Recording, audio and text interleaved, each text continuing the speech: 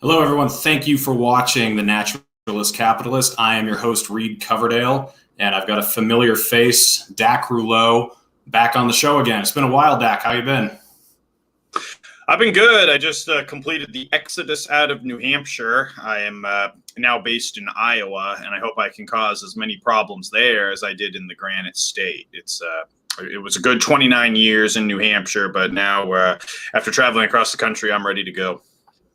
Well, yeah, I mean, I guess you moved from the first primary in the country to the first caucus, so you still have the potential to harass all the presidential candidates should you choose to, just as much as you did in New Hampshire, I suppose. Yeah, I want to do that. I would probably enjoy it more out here because the caucus system is the most idiotic, impractical, ineffective democratic process I have ever witnessed in my entire life. I hadn't taken American democracy seriously for a long time anyway. After witnessing firsthand how completely insane the Iowa caucus is, that was the last of the education that I needed. This country's democracy is a total joke. Well, that's a perfect segue into what we're going to talk about. We're going to talk about whether government has legitimate authority and whether or not we actually have God-given constitutional rights or inalienable rights, or however you want to put it. So most of the people who follow me, if they've been following me for a while, they probably know that I am not a religious person. I don't believe in a God figure. So by default, I don't believe in God-given rights. I also feel the same way about government. Government, a lot of people say like God raises up a king and he strikes him down, so he chooses the president. In God, the government is sanctioned by God. The manifest destiny, like we have a right to the land we've been conquering, whatever, like all that stuff. I think is complete bullshit. But I wanted to dive into it in segments. So the first thing I wanted to talk about is what is your personal philosophy? Are you a religious person? Are you not a religious person? What do you believe? Just give us the layout. Well, religion I see as a form of indoctrination, which doesn't necessarily have to be a derogatory term. But like most Americans, I was indoctrinated into a religious belief. My parents identified as Christians. And so I had this sort of a default Christian belief that was completely uneducated until I was about 11. And when I was 11, that's when I was introduced to the concept of atheism officially with the author Matt Cale of ruthlessreviews.com. And as soon as I realized what atheism was, that seemed to make the most sense to me. I've reached the point now where in reading philosophy, the God question, although there's no scientific evidence for a God, the question of could there be some supernatural being out there in the universe who acquires the characteristics and the elements of a God, I suppose it's possible, but the question seems to be far beyond the current limits of human knowledge. I suppose if I was to believe in any sort of religious system, I would probably be a deist. Deism used to be in vogue hundreds of years ago. Most of the founding fathers were deists, which is the idea that God is basically an absentee father. He created humanity and then disappeared like a deadbeat dad. This was an idea that was introduced in the film Prometheus. That's something that I could sympathize with, but I suppose I would, for all intents and purposes, identify as an atheist. But I think the God question just is a bit too ambitious for people to answer definitively. Yeah, I fall into a similar camp. I think people confuse atheism with anti-theism. The affirmed belief that it's impossible that there could be a God is not what atheism means. Atheism simply is the lack of belief in a God. And, I agree with you on the possibility of there being something beyond our knowledge. With me, it's more the more specific you're going to make this God that you're trying to present to me, the less likely I am to believe it. If you have this really vague idea that there's a higher power or something started all of this natural world, the universe and everything. Okay, I mean, I don't really know. Your guess is as good as mine. Once you start getting into specific names, specific historical events, specific places we go when we die, specific things we have to do in order to go those places, that's where you start to lose me. But regardless, when people start talking about God-given rights, I always find that kind of ironic, especially since the God-given rights they're talking about in America, the number one religion in the United States is Christianity.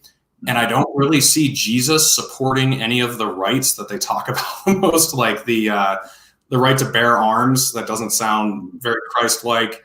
Private property rights, like all these rights that we've come up with, none of them really mirror what Christ would want. So I've always found that kind of strange. Have you noticed that as well, or?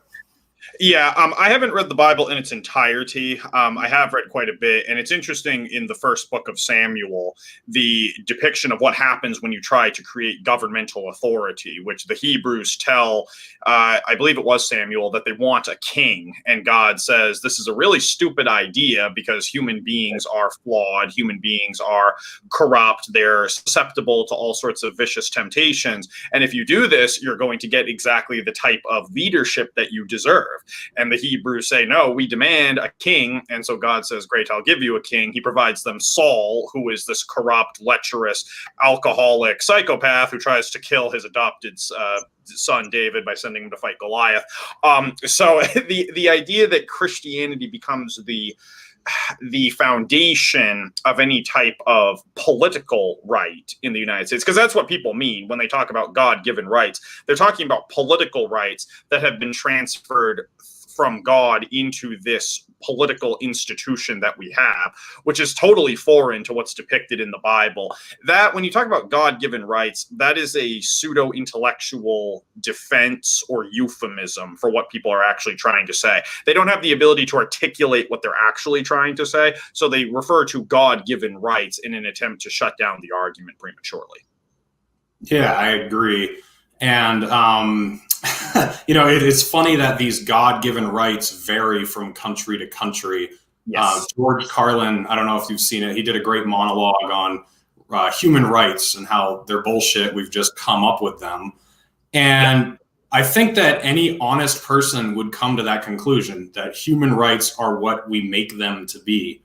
Because, I mean, even if you are someone who believes in a higher power, you've got to admit that the rights that government allow you to have or do not infringe upon, or however you want to put it, they are not in lockstep with any biblical text unless you're living in some sort of theocracy. So obviously the rights that we're all agreeing to are not literally given to us in a script by God. They're things that men have gotten together and said, okay, this is a right and we're going to protect it.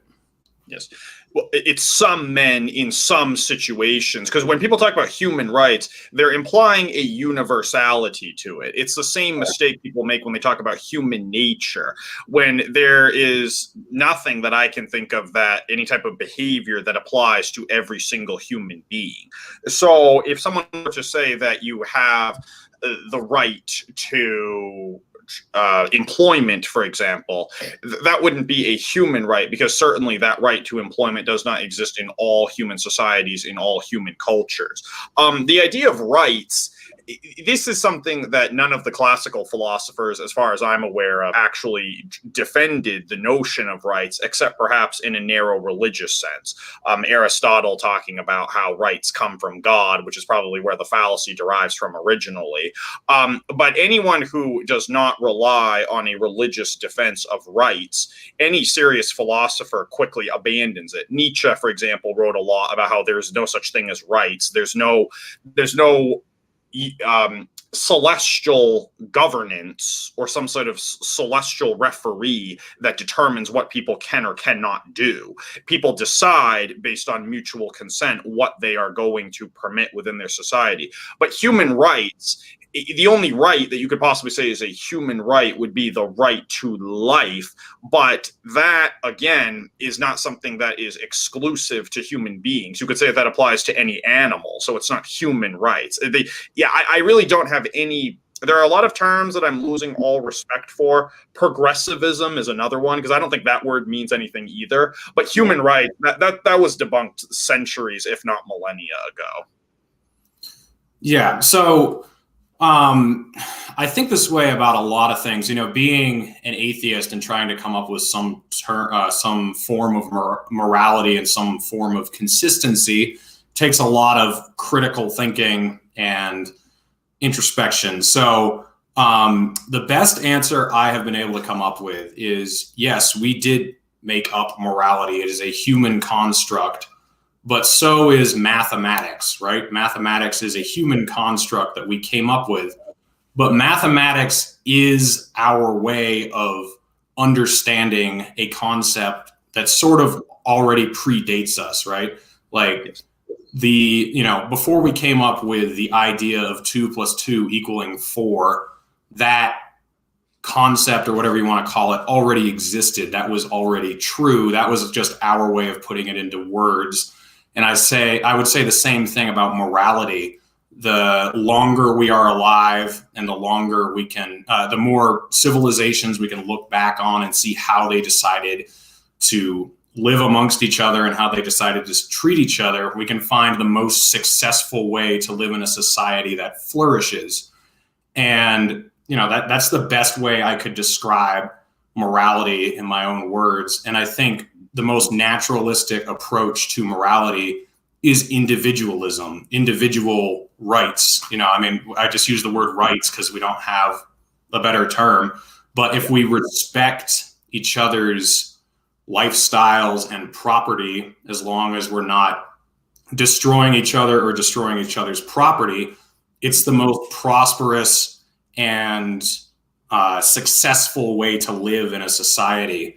And I don't have any issue with framing it that way. It's what bugs me is people feel the need to bring in a supernatural blessing upon this lifestyle when I don't really see a necessity for it, or really a justification for it. Because as I've said, the religions that I'm aware, the religions that I know well, there's not much in them about property rights or self-defense or right to association, any of these things. So it is weird to draw the supernatural line to them. I think it's perfectly fine describing them in a naturalistic way. Well, it's interesting, in the Bible, there's actually the instruction that the true Christian is not supposed to get involved in religious and political affairs, because the example is that when the Romans were persecuting Christians and killing them, they were told, no, just let this go and God will sort it out in the end. He will deliver vengeance upon the Romans, and eventually the empire is destroyed. That's pervasive in the Bible, Sodom and Gomorrah, etc. It's not that what any human did, it's what God did. So when you see religious people try to invoke God to defend their political beliefs, you can see their biblical illiteracy. As for the concept of morality, I think that morality is, in a sense, indelibly connected to religion, which is why Nietzsche proposed, instead of morality, he proposed the notion of virtue.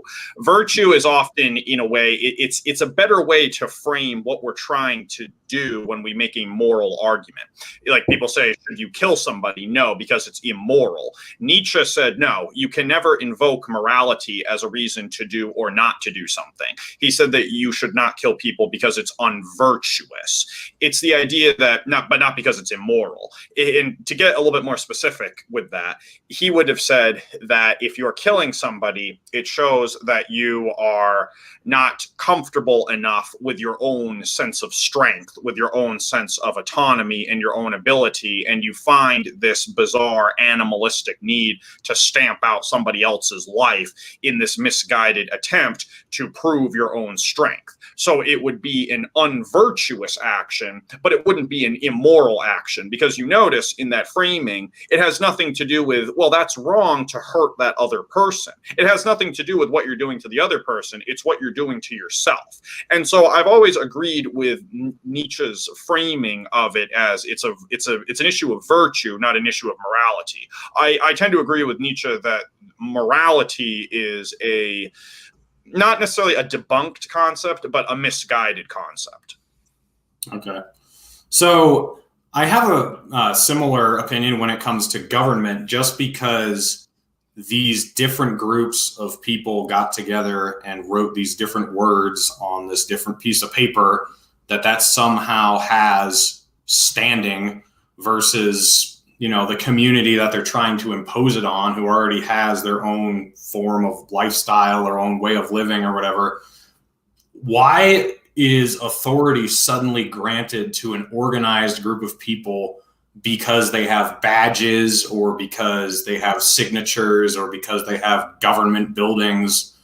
It really is a weird concept that because these people that we deem fit to govern us decide something, that they have the right to impose it on us. To me, it really says that all we're doing is letting them impose it on us. We're not, that they don't have any God-given authority or any moral superiority to us. We're literally just letting them do that to us. Is that kind of how you look at government, or what are your thoughts? Well, when people talk about governmental authority, you started this by saying we're going to talk about how that's a myth, just like human rights. Governmental authority is a euphemism in the same way that the term human rights is a euphemism. Governmental authority refers to supremacy of strength because it's the supreme use of force. That's what it really is. When people talk about the Constitution being written, for example, and laws come into being because they're written down on a piece of paper, that is actually the last step. What's actually happening is there is a use of force on the part of the government to enforce the laws that are written on the piece of paper. People don't want to admit that it's really about the government's strength. The fact that the government has so many more guns than we do, the fact that the government has so many more soldiers than I can possibly put forward. That's what it actually means. But people don't want to admit that. They're afraid to think that the whole governmental construction is really nothing more than the strongest, most muscular entity in the room overpowering somebody else. So when they talk about governmental authority by the use of decrees and laws and statutes, etc., they're really just attempting to rationalize this over-the-top exercise of supreme force. It's a technocratic justification of the use of force to try to dominate other people. That's what government is. Yeah. I do feel, though, that they don't have as much power as we think they do. I feel like we sort of started to see that crumble a little bit last year. There was definitely a display of violence against riots and, lockdowns. In the lockdowns, there were definitely displays of violence against people who were resisting them in some areas. But I feel like it was mostly voluntary following of the law that let the things play out that played out. I mean, there was not a majority of the people uprising. And I think a lot of people sort of saw that the emperor has no clothes, by what the chaos that ensued last year and how little could actually be done to really stop it, even though there was force being exerted. It makes me wonder if people are waking up to this concept that, what is the government? Why are we all, something I love to think about is, why are we all paying income tax right now? Like, why are we all filing our taxes after what they did with our money last year? It's just amazing that people are still giving into it, but I feel like people are slowly waking up at the same time. What are your thoughts on that? Well, unfortunately, the number of people who are still afraid of this coronavirus suggests to me that we've got a long ways to go towards unplugging people from the matrix. Last year was, as you said, it showed the emperor had no clothes. Regardless of your political beliefs, there is no way to justify the government's response to COVID last year. Right. It was a complete failure across the board. And I would like to think that the violence we saw on the streets last year was reflective of people's disgust for the government's incompetence. But my suspicion is that most of that was probably, I wouldn't say psyop, but probably astroturfing. I think that there was quite a bit of the government was attempting to co-opt the popular rage and try to direct it towards establishment politicians, to the democratic process, trying to tell people that things will get better if you vote for these guys. So I think that people are still buying into that. And I think that the Biden administration's primary role or focus seems to be to continue to convince people to have faith in the system, despite the fact that it's obviously deteriorating all around us. Antony Blinken, the new Secretary of State, proudly identifies as a technocrat, which should scare everybody who knows what that term means. Actually, we talked about how I arrived in Des Moines recently. There's a big digital billboard right near the Des Moines airport that lists the national debt, which is now at $27 trillion. I remember when Obama was running for re-election 9 years ago, people were upset because it was at 15 trillion, something like that. Obviously, the system is completely dysfunctional, and obviously, like you talked about the use of income tax, the money is not being spent very wisely or effectively or intelligently. And people, I think that people can sense at a subconscious level that there is something fundamentally wrong with this society, that there is some kind of elemental failing to this social system, but they're unwilling to bring themselves to the point where they embrace its dysfunction and its grotesquerie in a comprehensive way, because doing so is very, very frightening if you don't have the appropriate means of contextualizing it. It's depressing for people to think that their friends and their family are a bunch of sheep who are perpetuating this grotesque system. And that takes time to be able to come to terms with that. And so that's what I think I like to think that that's what we're trying to do with these shows that we put on, is we try to offer people some guidance, say, hey, you don't need to blow your brains out when you realize how bad society is. There's a way that you can try to sublimate the horror and to try to make yourself a better person. Right. Something that I've kind of found entertaining throughout my thought process over the last year is, you hear people say that communism would work if everyone was virtuous, right? And I used to say anarchy would work if everyone were virtuous, because I would like no government ideally. But I'm getting to the point where I realize any amount of government is still believing that people are virtuous. It doesn't matter what system we have, whether it's government, anarchy, complete communistic control. It really doesn't matter, because every single system is still run by people, whether there is no governing system, a complete governing system, or a moderate governing system. You are still trusting people to be sane and to take care of each other and to live in a societal fashion. And to me, what we're going through in America right now is just the epitome of the human condition. It's not necessarily just because of the failings of our government. It seems like an inevitable place to arrive at whenever you have this many people trying to live in a centralized fashion and trying to, trying to force assimilation on such a large population. It just doesn't work. So to me, like, whatever form of governing you want, it has to be completely decentralized, because once the 51% are imposing on the 49%, which is the fairest form of government we could have ever devised, apparently, you have to admit that you're trusting in the good faith of people to not place authoritarianism and subjugation on the unlucky 49%. Yes. Well, the thing is, when people talk about communism working in theory, any governmental system can work in theory. Fascism can work in theory. Democracy can work in theory. Anarchy can work in theory, etc. Anything can work in theory. Anything can also fail in theory, because these are inventions of human beings. These are human beings who are flawed and failing and corrupt, etc., coming together and trying to create a system whereby they can control other people. Nietzsche observed that any type of political activity was ridiculous, because if we as human beings are unable to organize our own lives perfectly, then what gives us the idea that we are somehow qualified to tell other people how to live their lives. I mean, I certainly make plenty of mistakes in my own life. And so what makes me think I'm qualified to tell you how to live your life? Compared to myself, I don't even know you.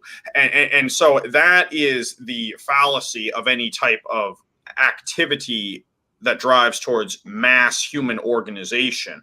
But the scale of the failing, I think, is really strongly illustrated in the United States because of the absurd size of the country. I mean, you talk about New Hampshire versus Iowa, the idea that people who live in such disparate parts of the country would be compelled by the same centralized system of authority when they can't even see each other across that distance of, what is it, over 1,000 miles. I mean, that's just absurd. And that's not even from one side of the country to the other. I mean, it's the idea that the American government is capable of responding to everyone's needs in all four corners of the country, never mind the Midwest. It's just ridiculous. If you actually spend some time thinking about how crazy this governmental structure and program really is, you'll begin to understand that there's no possible way that the president of the United States can save us from ourselves. Yeah, and it's not just and as you said, it's not just a governmental thing. We also have a culture that has been infected for a bunch of other reasons. One other thing I just want to say on that subject is that regarding communism specifically, I really don't have any more respect for these self-identified progressives anymore, because it says to me that they are communists who have not done the research necessary to actually understand their own political system. Like, I would have a lot more respect for a committed communist who has actually done the reading of Marx and actually understands Marxist philosophy in a broader sense. Progressivism to me is just the Democratic Party with a bit of a polish. Yeah. So what I know, are you familiar with the term black pilled? Have you ever heard that before? Yes, I am. Yeah. So you are someone who I would consider to be black pilled for a good amount of time now. Is that accurate? Or I would hope so. I mean, there are levels of the matrix that I haven't explored yet, but yeah, I would like to say that I'm at least searching for the black pill. No, gotcha. So I'm getting there fast, and I don't think there's a way to vote our way out of this anymore. I mean, the federal government is not going to relinquish its power. So what's the solution? Is it secession? Is it an Article 5 convention? Is it the states just saying, we're not going to comply anymore? Is it individuals around the entire country coming together and saying, we're not going to take this anymore? Or are we just doomed? Are we headed for civil war? Are we just going to blow each other up? What's your outlook for the future? Well, as for the subject of armed rebellion, the problem is that the American people they lack the military training to execute something like that. You saw with the Capitol riot, which I am in no way insisting that the Capitol riot was authentic, but in that footage, as soon as the first shot rang out, everybody sprinted in the opposite direction. So I don't think people actually have the stomach for a fight. So I don't think that that's practical. What I do is this people have asked me this before. What I've noticed in myself is that the more black-pilled I become, the less interested I am in participating in a lot of the activities of this consumerist society. Like, for example, just use a quick example.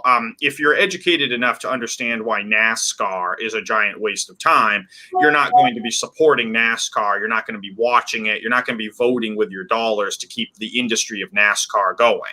And if that happens, then eventually NASCAR collapses and the industry falls apart and the business is done away with. So if you want to destroy that industry, going and shooting up headquarters is obviously not the best way to go about it. It's if people have this, what I call voluntary consumerist withdrawal. And that is what would happen in Moss if we had some sort of process of widespread enlightenment or awakening. If people became educated enough about these things that they lost the desire to participate in all of these different consumerist activities, then the society on which they are predicated would eventually disintegrate. And that would be accomplished without bullets, without knives. It's not something that would be completed in our lifetimes, obviously. People who want the whole thing to change in their own lifetimes, that's as ridiculous as trying to vote your way out of the problem. So I have my own view of voluntary consumerist withdrawal is what I call it. People voting with their dollars through a reevaluation of what their values ought to be. Yeah, it's amazing to me that causes have been so co-opted by their enemies, and the participants of said causes have no idea that it's happening.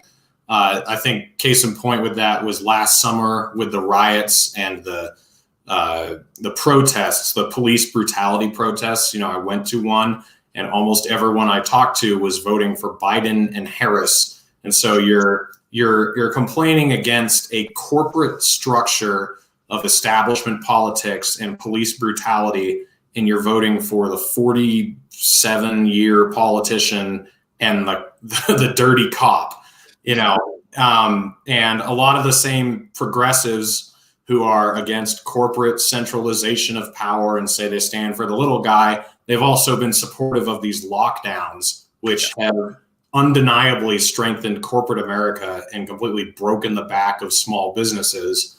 So, we are living in the matrix. It's and to such a ridiculous extent.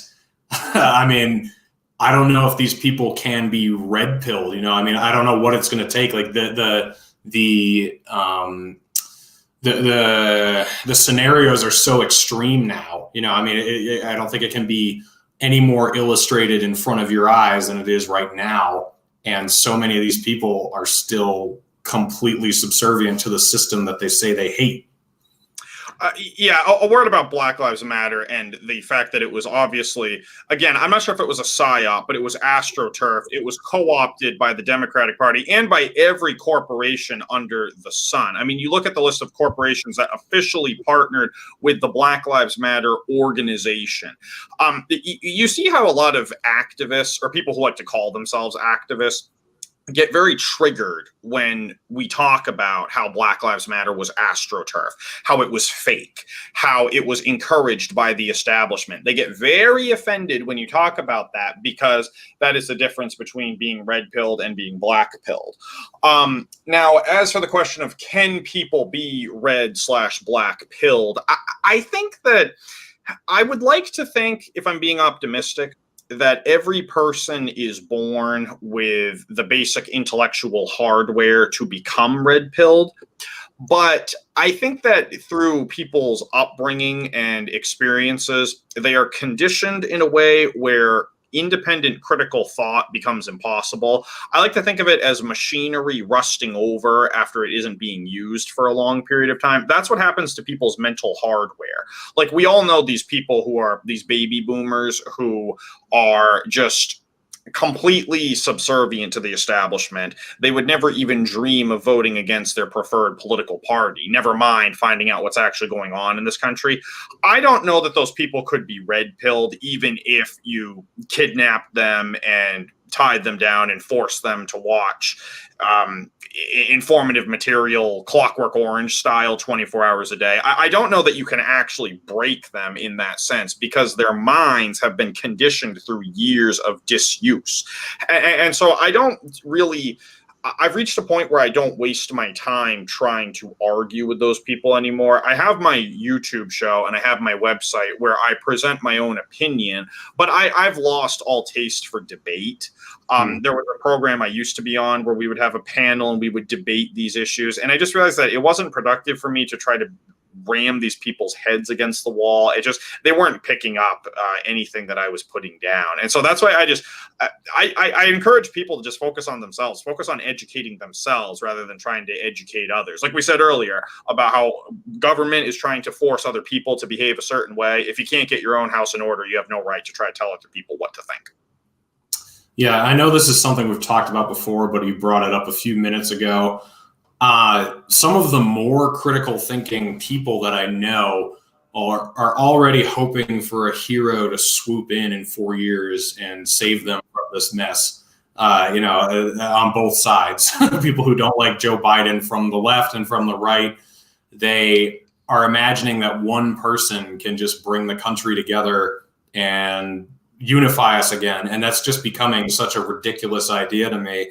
What I will say is if I ever thought that a president could get in and make some change, I have realized that it doesn't matter what you say on the issues anymore. It doesn't matter how in lockstep with the people you are. What matters is how much name recognition, money, and media appearance you can get. That is what would make you. So if Dwayne "The Rock" Johnson decides to run for some reason and he wants to end the lockdowns or end the wars or something, like, I would get behind that guy. But what I've realized is that that's the only way someone's going to win. And people are still, anticipating a Bernie or a Ron Paul to just swoop in and solve all the problems.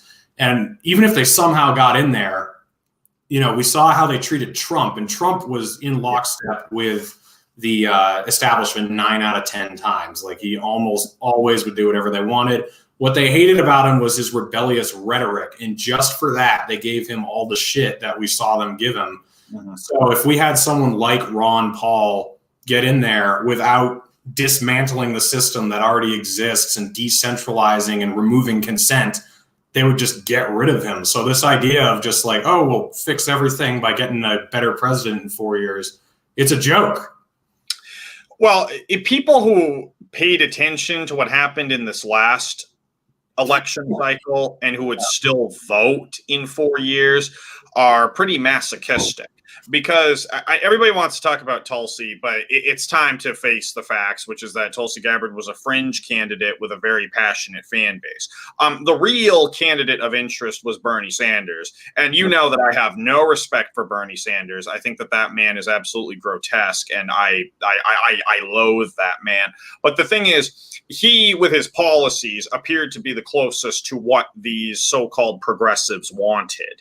Right. And when it was certainly plausible that he could get the nomination outright, the Democratic Party engaged in this bizarre coordinated effort to force the other neoliberal candidates to drop out and endorse Joe Biden in order to thwart Bernie Sanders. And this was 4 years after the Democratic National Committee engaged in more old-fashioned rigging to handicap his campaign.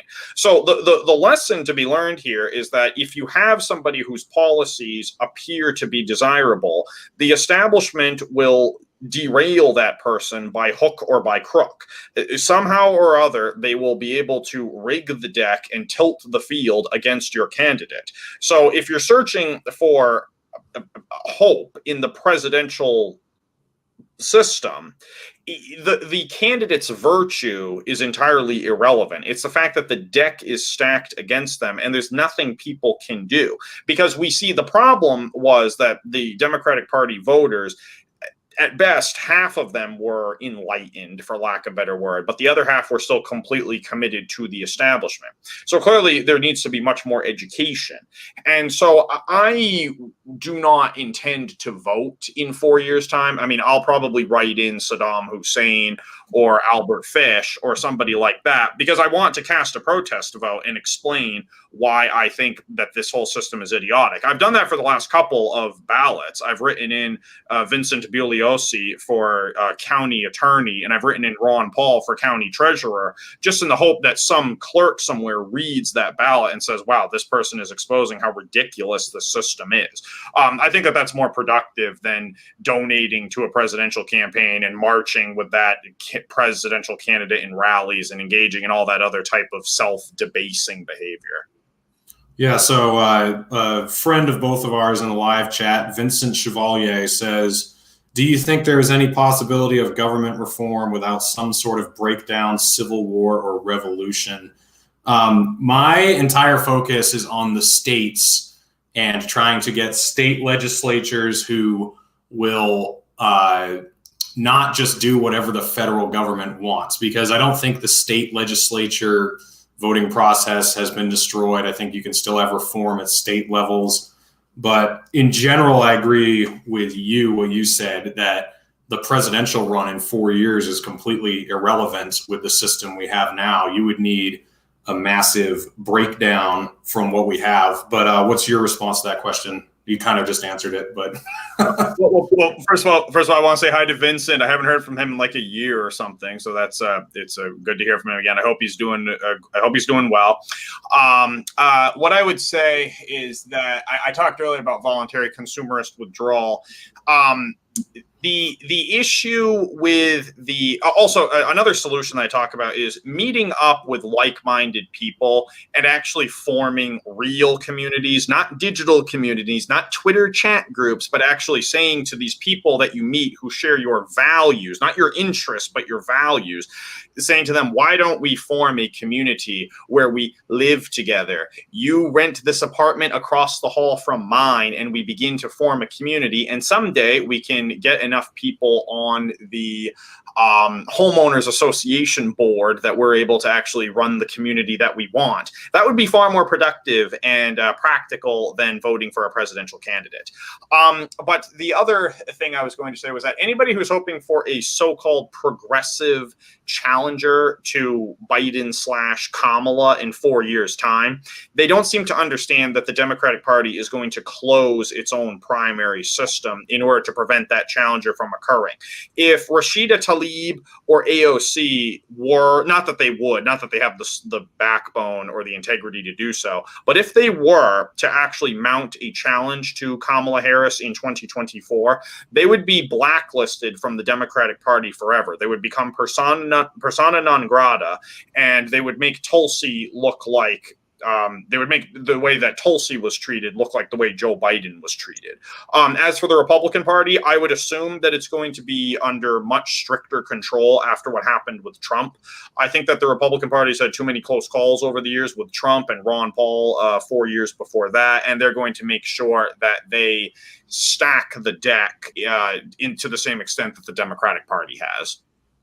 All right, we got another question from the Weeb 200, or it's not a question, but I hope a Rand Paul type wins and pushes more federalism, so we won't have a bloody civil war. The same thing I just said. I mean, you had Trump, who was such a small threat, and look at how they ran him around, and look at how much pushback he got. If you got someone who really wanted to shake things up just into the presidency, it wouldn't make a difference. But by the way, Rand Paul has kind of exposed himself for who he really is, so I don't see any pushback from him anyway. Thoughts, Dack? Well, first of all, unless I'm misunderstanding the term, describing Ron Paul as a federalist, I don't. Yeah, no, I'm not sure that I'm not sure if that's the right description there. No, exactly what we're talking about. Yeah, if Ron Paul were to run, he would do okay in a couple of states. The media would conspire against him, and then if he got anywhere close to getting the nomination, the Republican Party would derail him. I mean, folks, you saw what happened with Bernie Sanders. He gets screwed over the old-fashioned way in 2016. Then in 2020, there was this Deus ex machina situation where the Democratic Party ripped the chair out from under him. I mean, even if you, with all of your integrity, ran for president, the establishment would find a way to shut you down before you cross the finish line. It's not going to happen. All right. Well, there we go.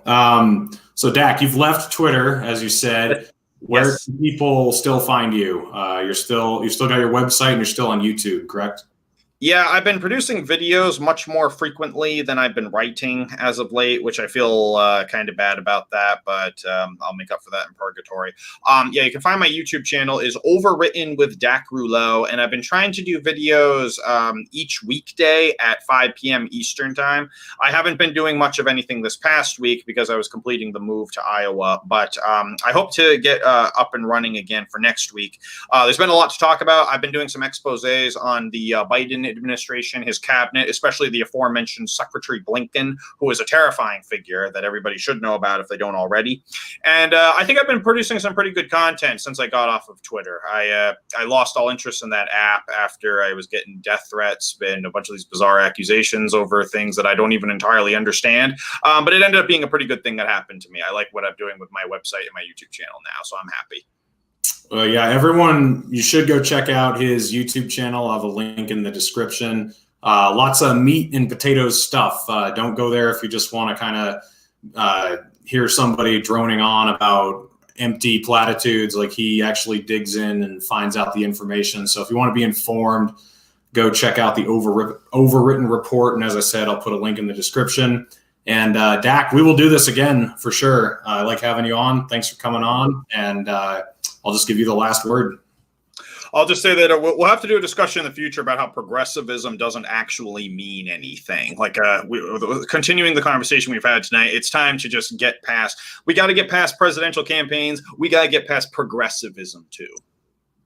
Couldn't agree more. All right. Thanks, Dack.